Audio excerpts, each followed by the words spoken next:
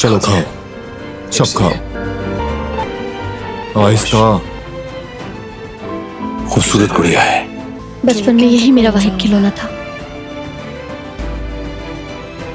अब एक चीज और भी है।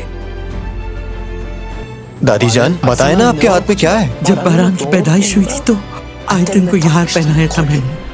अब जबकि काराबे कबीले की सरदार की बीवी तुम हो, तो अब यह हार बहू बेगम तुम्हारे गले में सजेगा।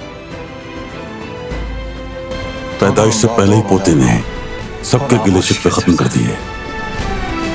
आपको एक बार फिर मुबारक हो सबिया साहब। आज आप इस घर में जो खड़ी हैं, हमारे दस्तरखान पर बैठी हैं, तो सिर्फ बारान की वजह से। आपके किए को मैं भूली नहीं हूँ, ना ही माफ किया है। खुश आमदीद बाबा। अपनी ये बकवास खत्म करो। क्या मैंने तुम्हें मना नहीं किया था तुम उन काराबियों से उलझना मत? तुमने बचपन से आज तक सिर्फ शर्मिंदगी का सामना करवाया है। ये आखिरी वार्निंग है। जो होगा उसका अंदाजा है तुम।